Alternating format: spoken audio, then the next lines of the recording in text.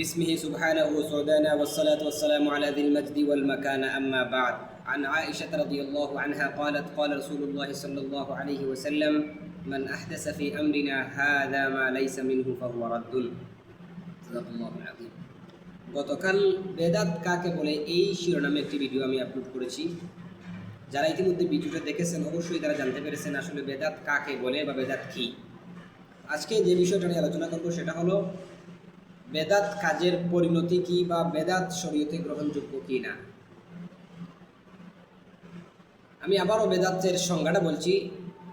বেদাত হলো ওই জিনিস, প্রত্যেক এমন জিনিস যেটা ধর্মের বিষয় মনে করে আবিষ্কার করা হবে এবং ওই জিনিসটা আমল করার মাধ্যমে সওয়াবের নিয়ত করা হবে এমন, অথচ বিষয়টা কিন্তু ধর্মের বিষয় নয়। অর্থাৎ ধর্মের বিষয় মনে করে এমন কোনো জিনিস বা এমন কোনো আমল আবিষ্কার করা যেই জিনিসটা পালন করার মাধ্যমে আমল করার মাধ্যমে সওয়াবের নিয়ত করা হয়, অথচ বিষয়টা ধর্মের কোনো বিষয় নয়।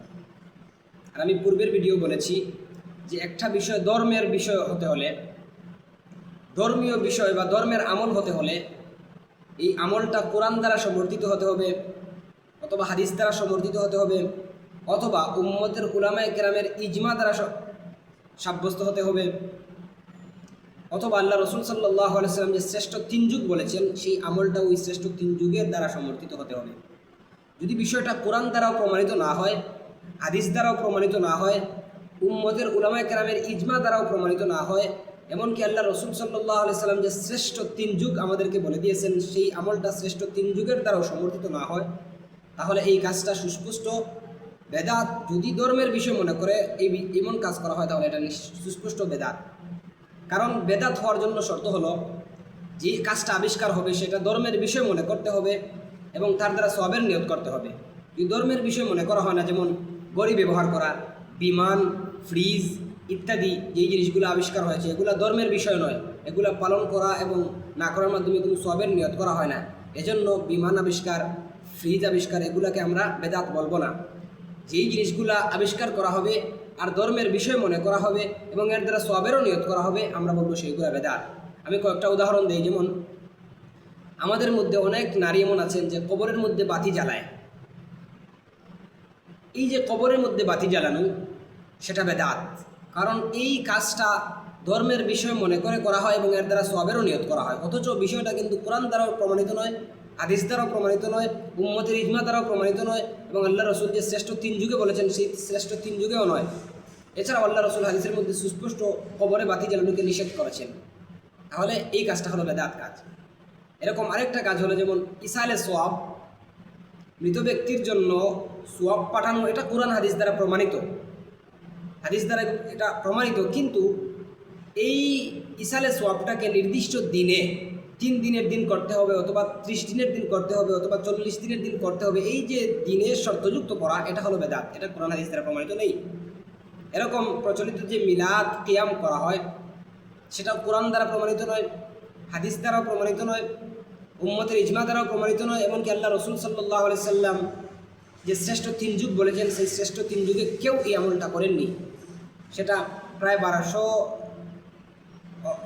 অথবা 600 হিজরি শতাব্দীতে এটা আবিষ্কার করা হয়েছে, এটা পূর্বের যুগে ছিল না, এটা বেদাত। এরকম আল্লাহ রসুল সাল্লাল্লাহু আলাইহি সাল্লামের জন্মকে কেন্দ্র করে যে মিলাদুন্নবী উদযাপন করা হয় সেটাও কোরআন দ্বারা প্রমাণিত নয়, আল্লাহ রসুলও বলেননি, উম্মতের উলামায়ে কেরামের ইজমাও বিষয়টার মধ্যে নেই, এমনকি শ্রেষ্ঠ তিন যুগেও বিষয়টা ছিল না, তাহলে সেটাও বেদাত। এরকম প্রত্যেক এমন কাজ যেই কাজটা আল্লাহ রসুল সাল্লাল্লাহু আলাইহি সাল্লাম নিজে করেননি এবং যেই কাজটা সমর্থনও করেননি এবং কোরআন হাদিস দ্বারা প্রমাণিত নেই, শ্রেষ্ঠ তিন যুগেও যেই কাজটা নেই, এমন কোনো কাজ যদি ধর্মের বিষয় মনে করে করা হয় এবং তার মাধ্যমে সওয়াবের নিয়ত করা হয় সেটা হলো বেদাত এবং সেটা হলো সুস্পষ্ট বেদাত। তো এরকম বেদাত কাজ গ্রহণযোগ্য কিনা এই ব্যাপারে আল্লাহ রসুল সাল্লাল্লাহু আলাইহি সাল্লাম আম্মা জানা আয়েশা সিদ্দিকা রাদিয়াল্লাহু আনহা থেকে বর্ণিত আল্লাহ রসুল বলেন যে মান আহদাসা ফি আমরিনা হাদা মা লাইসা মিনহু ফাহুয়া রাদ্দুন। আল্লাহ রসুল বলেন আমাদের মধ্যে যদি কেউ এমন কোনো জিনিস আবিষ্কার করে মা লাইসা মিনহু, যেটা আমাদের ধর্মের মধ্যে নেই, ফাহুয়া রাদ্দুন, সেটা হলো পরিত্যাজ্য, সেটা বর্জন করা হবে, সেটা গ্রহণযোগ্য নয়। তাহলে উক্ত হাদিস থেকে আমরা বুঝলাম এইরকম এমন বেদাত যেই বিষয়টা ধর্মের বিষয় নয় অথচ ধর্মের বিষয় মনে করে করা হবে এবং এর দ্বারা সওয়াবের নিয়ত করা হবে, কিন্তু বিষয়টা ধর্মের বিষয় হবে না, সেটা পরিত্যাজ্য। আল্লাহ রসুল সেটা থেকে নিষেধ করেছেন।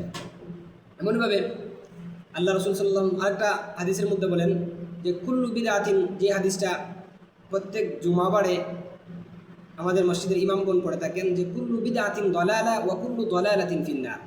এরকম প্রত্যেক, আল্লাহ রসুল বলেন প্রত্যেক বেদাত কাজই হলো গুমরাহি, এবং ওয়া কুল্লু দালালাতিন ফিন্নার, এবং প্রত্যেক গুমরাহির পরিণাম হলো জাহান্নাম। তো হাদিস থেকে আমরা বুঝতে পারি যে এরকম যেই কাজটা ধর্মের বিষয় মনে করে আবিষ্কার করা হবে এবং সওয়াবেরও নিয়ত করা হবে, অথচ কিন্তু বিষয়টা ধর্মের বিষয় হবে না, এরকম জিনিস আল্লাহ রসুল গুমরাহি বলেছেন, এবং প্রত্যেক গুমরাহিকে আল্লাহ রসুল জাহান্নামী বলেছেন।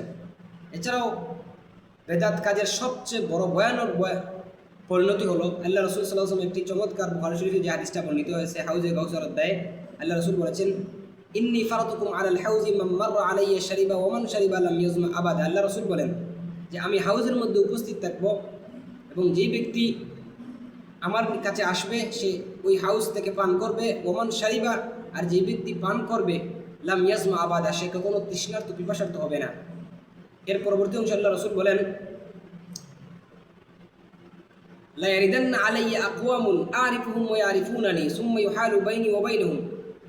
আল্লাহ রসুল বলেন যে এমন কিছু লোক আমার কাছে আসবে, আরিফুহুম ওয়া ইয়ারিফুনানি, আমিও তাদেরকে চিনব, তারাও আমাকে চিনবে, সুম্মা ইউহালু বাইনি ওয়া বাইনহুম, কিন্তু আমার এবং তাদের মধ্যে বাধা সৃষ্টি করা হবে, পর্দা দেওয়া হবে। ফাকুলু ইন্নাহুম মিন্নি, আল্লাহ রসুল বলেন আমি বলবো এরা তো আমার উম্মত। ফায়ুকালু, আল্লাহ রসুল সাল্লাল্লাহু আলাইহি ওয়াসাল্লামকে বলা হবে যে ইন্নাকা লা তাদরি মা আহদাসু বাদাক, এরা তোমার উম্মত নয়, তোমার মৃত্যুবরণ করার পর, তুমি আসার পর তোমার ধর্মের ব্যাপারে এরা নতুন নতুন জিনিস আবিষ্কার, বেদাত আবিষ্কার করেছে, অতএব এরা তোমার উম্মত নয়। তখন আল্লাহ রসুল বলবেন ফাকুলু সুহকান সুহকান লিমান গায়্যারা বাদি, তখন আল্লাহ রসুল বলবেন যে তোমরা ওই ব্যক্তি যারা ধর্মের ব্যাপারে নতুন নতুন জিনিস আবিষ্কার করেছে তারা আমার থেকে দূর হও, দূর হও, দূর হও। তাহলে উক্ত হাদিস থেকে আমরা বুঝলাম যে যেই সমস্ত মানুষ বেদাত কাজ করবে, এই সমস্ত মানুষ কিয়ামতের দিন হাসরের মাঠে আল্লাহর রসুল সাল্লাল্লাহু আলাইহি সাল্লামের হাউজে কাউসার থেকে বঞ্চিত হবে। আর হাউজে কাউসার থেকে বঞ্চিত হওয়া মারাত্মক একটি ভয়ানক পরিণতি, কারণ হাসরের মাঠটা হবে খুবই ভয়ানক। আমরা আম্মাজান আয়েশা রাদিয়াল্লাহু আনহা হাদিস থেকে জানতে পারি, তিনি আল্লাহ রসুল সাল্লাল্লাহু আলাইহি ওয়াসাল্লাম জিজ্ঞেস করেছিলেন যে আমরা তখন তো উলঙ্গ থাকবো, তখন আমরা একে অপরের দিকে তাকাবো না। তখন আল্লাহ রসুল বলেছিলেন যে ওই সময় প্রত্যেক ব্যক্তির এমন নিজের জন্য এমন আফসোস হবে, এমনকি প্রত্যেক নবী ইয়া নফসি বলবেন, এজন্য কেউ কারো দিকে তাকানোর সময় হবে না। এমনকি হাসরের মাঠে বর্তমানে 9 লক্ষ কোটি উপরে হচ্ছে সূর্য, কিন্তু হাসরের মাঠে সূর্য থাকবে একদম মাথার উপরে। মানুষ দীর্ঘদিন কবরে থাকার পর হাসরের মাঠে উঠবে, আমলের জন্য প্রত্যেকেই ইয়া নফসি বলবে। এরকম ভয়ানক তৃষ্ণার্ত পিপাসার্ত অবস্থায় এই সময় যদি হাউজে কাউসার থেকে একটা মানুষ বঞ্চিত হয়, তাহলে বুঝতে পারবেন কেমন ভয়ানক পরিস্থিতি হবে। এজন্য বেদাত কাজ বর্জনীয়। দ্বিতীয় হাদিসে আল্লাহ রসুল বলেন প্রত্যেক বেদাতি হলো গুমরাহি, আর প্রত্যেক গুমরাহি হলো বেদাতি, প্রত্যেক গুমরাহি হলো জাহান্নামে, প্রত্যেক গুমরাহি কাজের পরিণাম হলো জাহান্নাম। আর তৃতীয় হাদিস থেকে আমরা বুঝলাম যে বেদাত কাজ আবিষ্কার করলে এবং এর দ্বারা এই কাজ করলে আল্লাহ রসুল সাল্লাল্লাহু আলাইহি ওয়াসাল্লাম হাদিসে বলেছেন যে ওই ব্যক্তি হাউজে কাউসার থেকে বঞ্চিত থাকবে। এজন্য সর্বোপরি আল্লাহ রাব্বুল আলামিন আমাদের সবাইকে ইসলামকে সঠিকভাবে বোঝার, মানার এবং আমাদের জীবনকে ইসলামী ধাঁচে পরিচালনা করার তৌফিক দান করুন। আমিন। ওয়া আখির দাওয়ানা আলহামদুলিল্লাহি রাব্বিল আলামিন।